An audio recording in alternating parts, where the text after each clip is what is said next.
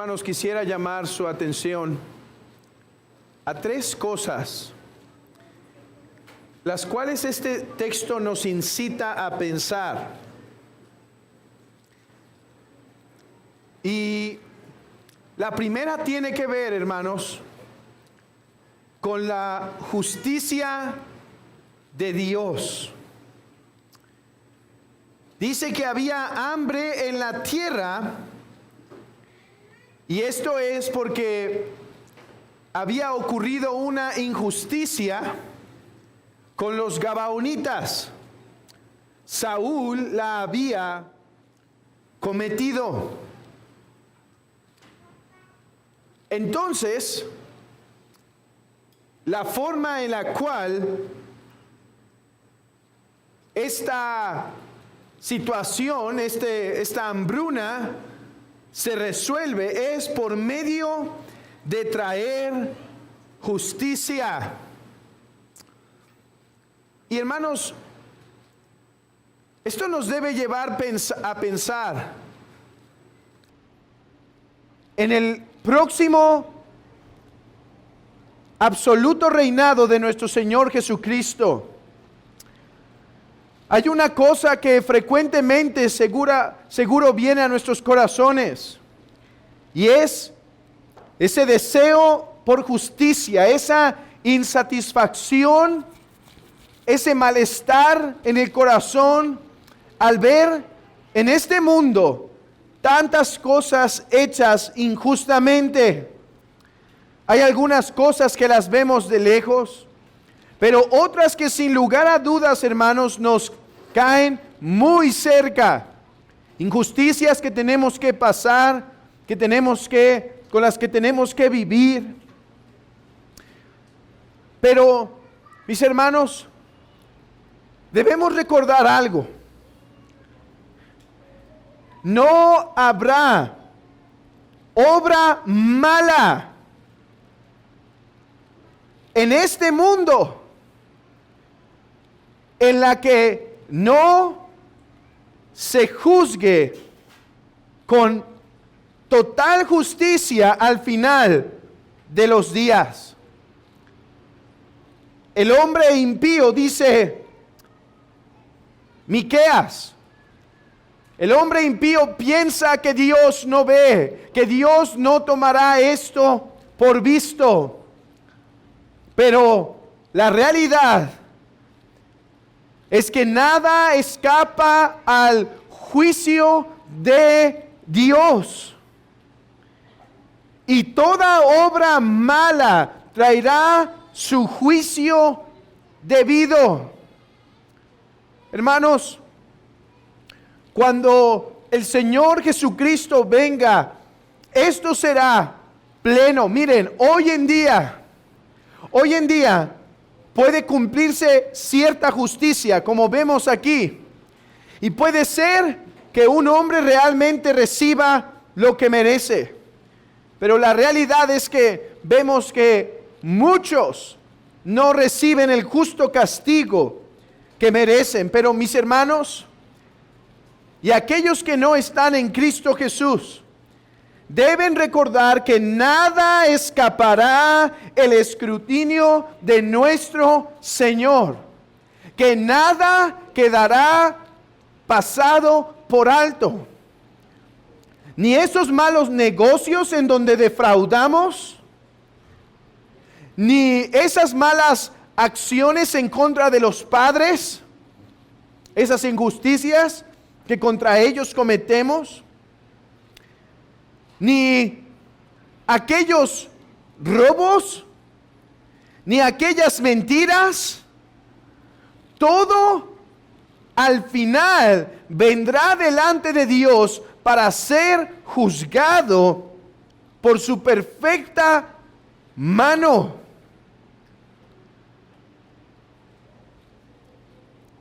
Amigo,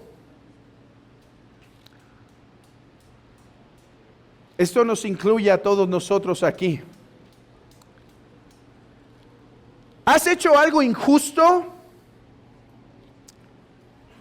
contra tu esposo, tu esposa, tus hijos, tus empleados, tus jefes, tus conocidos? ¿Has hecho algo injusto?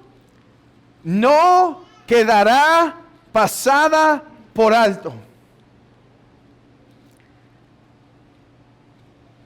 Esta es la verdad que brilla a primera instancia. Que no os engañéis, que Dios no puede ser burlado, pues todo lo que el hombre sembrare, eso también segará. Pero además, y en segundo lugar, quiero mostrarles, hermanos, cómo a la luz de esta justicia, el Evangelio brilla en este capítulo para nosotros, para nuestra consolación. Porque nuevamente aparece este personaje tan importante en el libro de Samuel, Mefiboset. Es la tercera vez con la que nos topamos con él en este libro. En la primera se nos habla de cómo fue alcanzado a misericordia. En la segunda se nos habla cómo él entendía la gracia y el favor de David. Y ahora se nos vuelve a mostrar una vez más lo que significa la gracia. Pero porque dice en el versículo 7: y perdonó el rey a Mefiboset, hijo de Jonatán, hijo de Saúl. O sea, con esto nos está diciendo, Mefiboset podía ser uno de esos 7 que iba a ser llevado para la muerte. Mefiboset era hijo de Saúl. Pero dice que fue perdonado por el juramento de Jehová que hubo entre ellos, entre David y Jonatán, hijo de Saúl. Mis hermanos, he hablado que no va a haber obra injusta que no sea retribuida apropiadamente. Y eso nos debe hacer temer y retraernos de actuar injustamente. Pero al mismo tiempo, hermanos, si no es por la gracia de Dios, ¿quién podría evadir el juicio perfecto de nuestro Señor? Mefiboset merecía la muerte. Pero porque David pactó con Jonatán, que yo me acordaré de tu descendencia, yo le haré bien a tu descendencia, yo no me voy a olvidar. Por esas palabras, por esa promesa, Mefiboset fue perdonado una vez más. Mis hermanos, en el día del juicio, nosotros tenemos confianza que aquel día, aunque somos merecedores de muerte como Mefiboset, porque somos hijos de Adán, porque descendemos de la simiente enemistada con Dios, Adán, y además hemos cometido tantas injusticias que nosotros merecemos el juicio, lo confesamos, pero nos podemos acercar con confianza porque el Padre ha jurado por amor a Cristo Jesús, nuestro Señor, que por causa de su sacrificio nosotros no seremos juzgados. ¿Esto quiere decir que Dios ha cometido injusticia? En ninguna manera. Porque para que el Padre nos pudiera perdonar a nosotros los pecadores, Él castigó a su amado Hijo por nosotros. Querida iglesia, a la luz de 2 de Samuel, el Evangelio una vez más es puesto delante de tus ojos, querida iglesia, para que recuerdes a tu Salvador, para que recuerdes su obra, para que recuerdes su amor, para que recuerdes de lo que fuiste perdonado y tu corazón sea alentado y tu corazón recuerde que eres amado por el Trino Dios. a causa de su beneplácito y del sacrificio de nuestro Señor Jesucristo. Alienta tu corazón con esto, querida iglesia, que en el día del juicio no seremos hallados faltos, sino seremos perdonados por causa de Jesucristo. Esto no quiere decir que el Señor nos libra de injusticias que cometimos en la tierra. Puede ser que alguno todavía tiene que estar pagando al banco los malos manejos, pero lo que esto quiere decir es que el perdón de Dios es evidente para nosotros, de manera que en el día del juicio, por nuestros pecados, no seremos juzgados.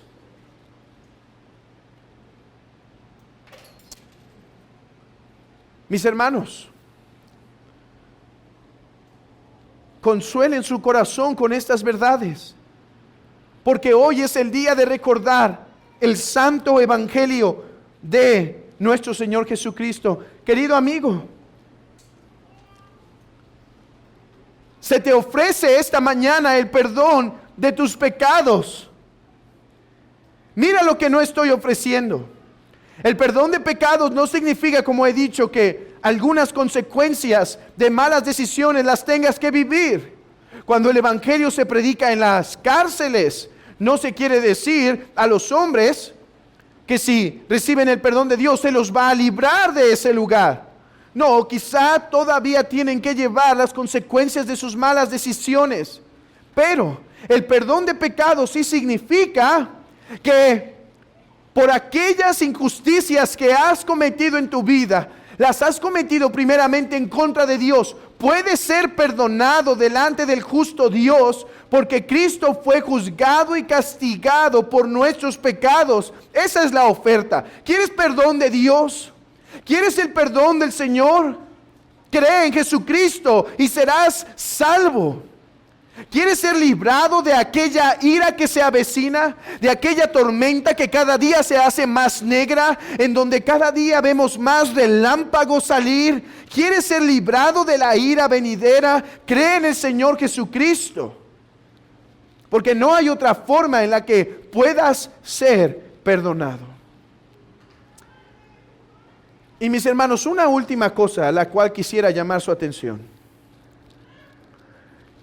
Y es que esto me pareció una apropiada comparación.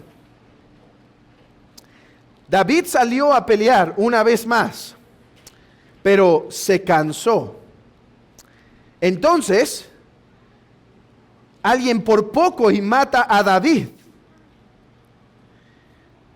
Y alguien lo logra rescatar.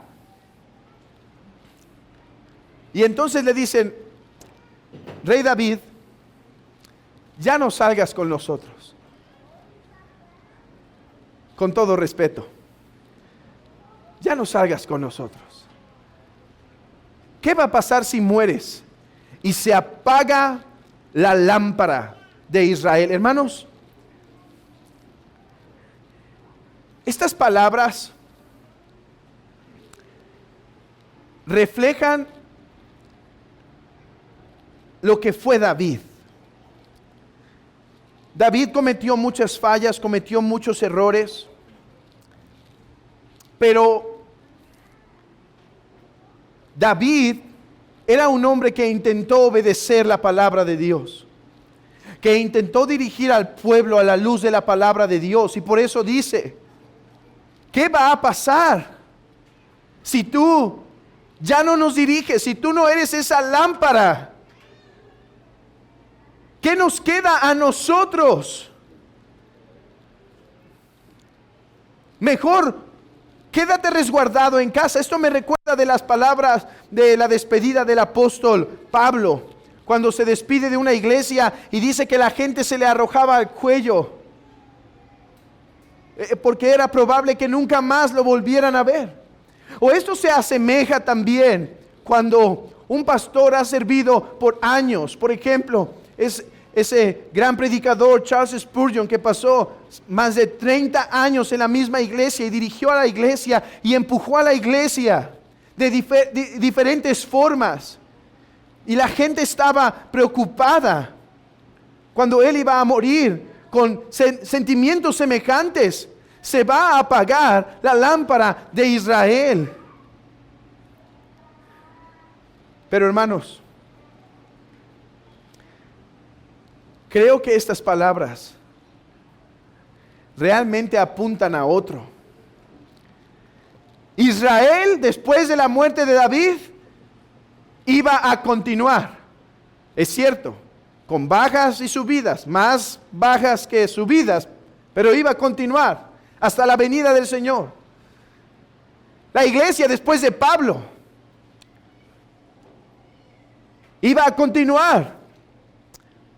Después de Agustín, iba a continuar. Después de esos grandes reformadores, iba a continuar. Por medio de ese gran predicador Spurgeon, iba a continuar. Y hoy continúa y va a continuar. ¿Por qué, hermanos? Porque nuestra lámpara de Israel nunca muere. Porque Jesucristo, mis hermanos, nuestro Señor, no duerme, no muere. El que guarda a Israel no duerme. Mis hermanos, ¿qué certeza es la nuestra? La tormenta puede arreciar. Los tiempos se pueden dificultar.